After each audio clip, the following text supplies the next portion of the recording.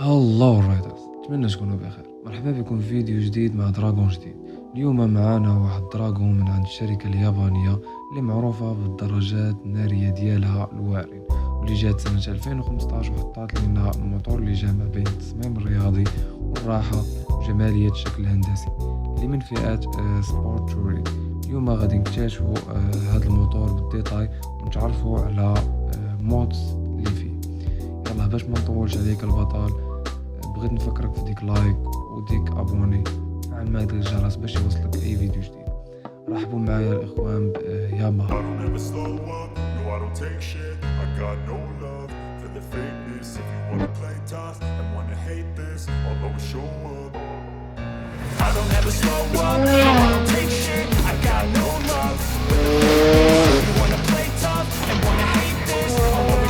up and make a statement. I don't ever slow up, no I don't take shit, I got no love for the fakeness. If you wanna play tough and wanna hate this, I'll always show up and make a statement. Everything I do so instinctive and so passionate, every word I move so descriptive like an adjective. I got a vendetta against people who patent it, being negative when you should be getting after it.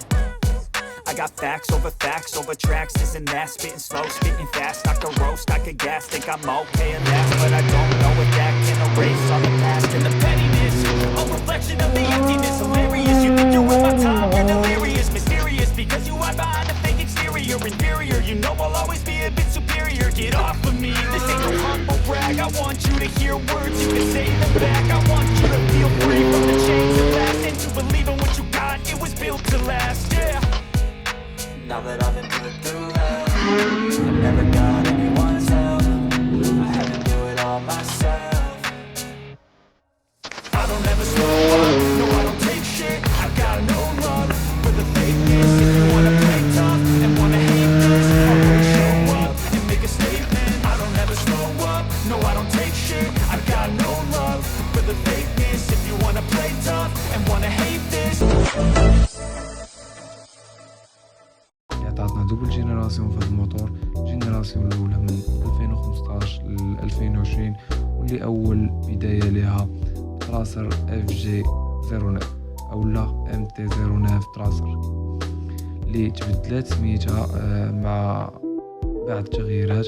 سنه 2017 ولات ياماها تراسر 900 وياماها تراسر 900 GT 2018، واللي كيجينا بمحرك سي بي 900 سي سي بالضبط 847 سي سي، بتخوات السلندر اولين، تبريد مائي 4 طون 4 سوبا باغ سلندر و دي او اتش سي، بقوة 113 هورس باور في 11 ار بي ام مع 84 نيوتن متر، من عزم الدوران 8500 ار بي ام، ومن 0 ل 100 كيلومتر كدار في 3 ثواني فاصلة 3. سرعة قصوى كتوصل ل 220 كيلومتر في الساعة، بخزان وقود 18 لتر، متوسط استهلاك وقود 5 حتى ل 5.5 لكل 100 كيلومتر، ووزن شامل 215 كيلوغرام، بوزن اللي زوين تبارك الله، بحيث انه كيجينا خفيف وسهل. كير 6 بيس سليبر كلوش مع كويك شيفتر اللي كتجينا غير بالاب فاز 2 اللي هو تراسر 900 جي. فريناج دوبل ديسك افون 298 ملم 4 بيستون، مونو ديسك اغيير 245 ملم مونو بيستون. عبار بنو قدام ZR 17 120/70 واللور ZR 17 180 55. بالتشوك ابسوربر في القدام انفيرتد فورك USD فورك، واللور ادجستيبل سينجل تشوك ابسوربر.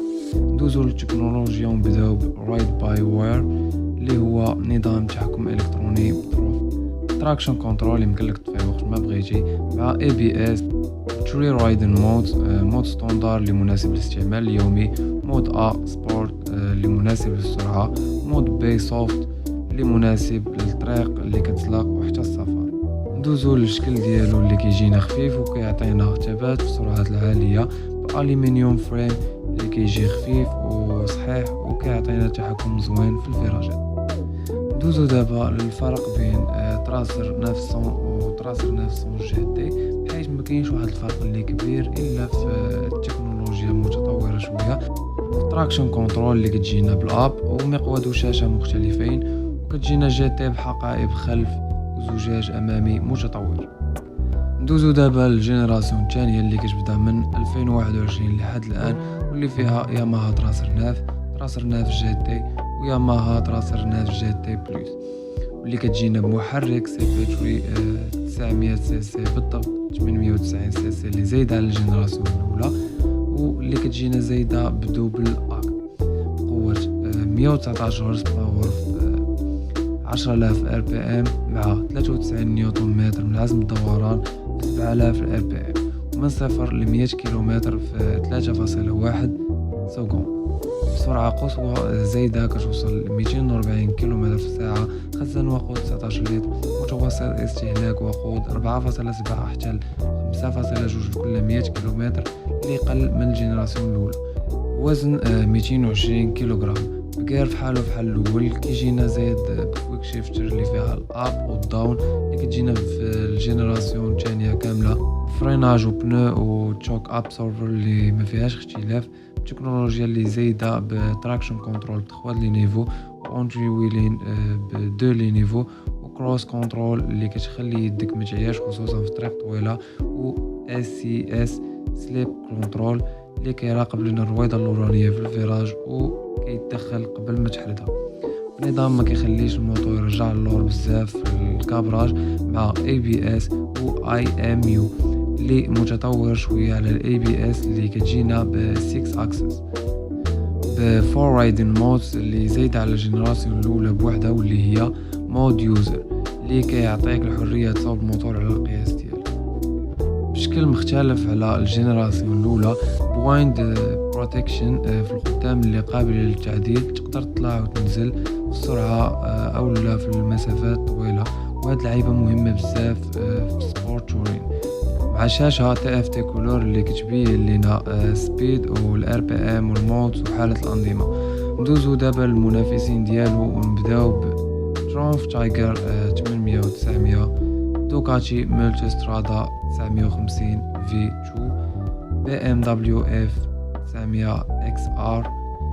الثمن ديالو في السوق المغربية حوالي 120 ألف درهم للجينيراسيون الأولى، و 160 ألف درهم للجينيراسيون الثانية.